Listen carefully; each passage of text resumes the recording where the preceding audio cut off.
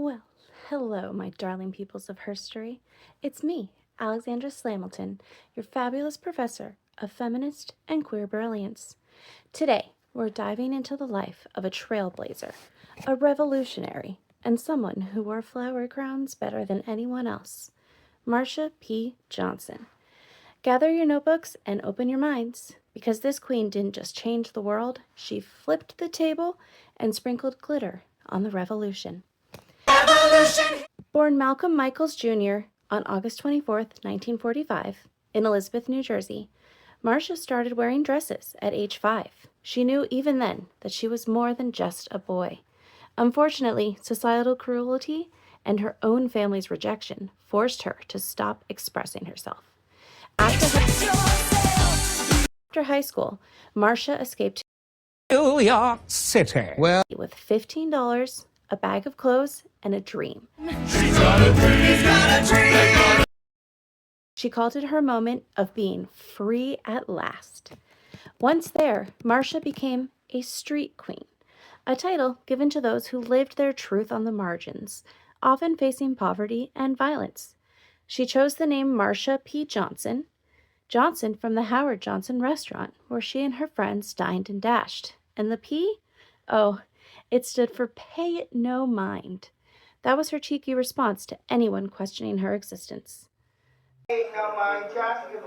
I try and pay a lot of those things that happen to me in life. Absolutely no mind. But Marsha wasn't just a street queen. She was the queen of Christopher Street. A mother to many, Marsha looked after younger queens, like Sylvia Rivera.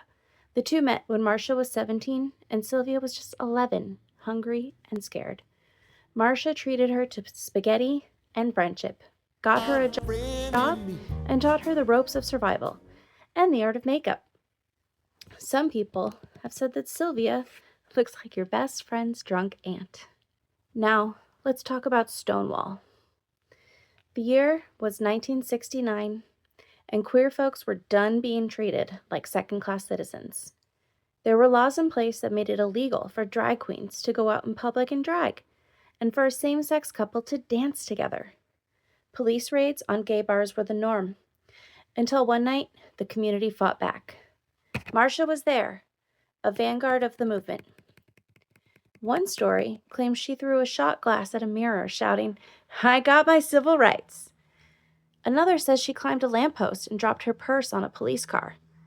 Some say she threw the first brick. Either way, honey, she left her mark.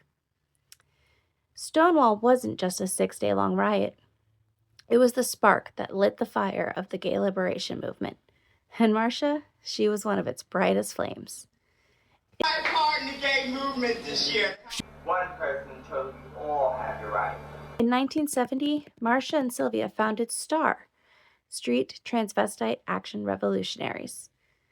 They opened a home for homeless trans youth, funded by sex work and sheer determination. STAR was revolutionary because Marsha and Sylvia demanded that trans people be included in the fight for equality. In 1974, Andy Warhol featured Marsha in his series titled Ladies and Gentlemen. He took a Polaroid picture of her and screen printed it. He was commissioned $1 million for the series. Marsha was paid $50. She was not allowed entry into the New York Art Gallery that displayed the series. Marsha faced so much violence and discrimination, yet she never lost her light. Known as Saint Marsha by many, she'd give away whatever she had, whether it was the clothes off her back or the cookies she bought with her last $2.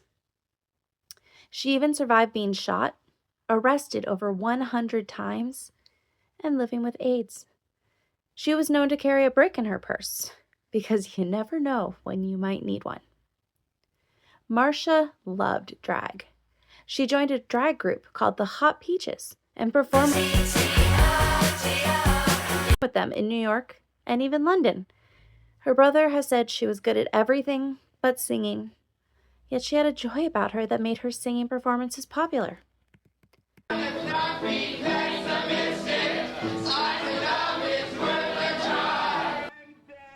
Tragically, in 1992, Marsha's body was pulled out of the Hudson River. Though her death was initially ruled a suicide, friends insisted she wasn't suicidal. Many suspect foul play. Some think it was related to the mafia, and some think that she had been running from someone. The case remains open and unsolved. But her legacy? That's louder than ever. In 2019, New York honored Marsha with a statue, and in 2020, a state park was named after her. She's not just a chapter in history, she's a revolutionary force.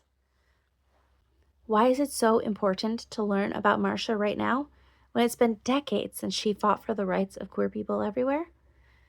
As of 2023, 14 states were trying to resurrect laws regarding gender degeneracy, including Texas, Oklahoma, Tennessee, North Dakota, West Virginia, Nebraska, Florida, and South Carolina. According to a member of the Anti-Violence Project in New York City, Miss Vicky, there is a massive number of trans women who have been murdered, and their cases have just gone cold, and they are yelling out from their graves for justice. Over 175 transgender people have been murdered in the United States in the past 5 years, with Black trans women making up about 3/4 of those murdered.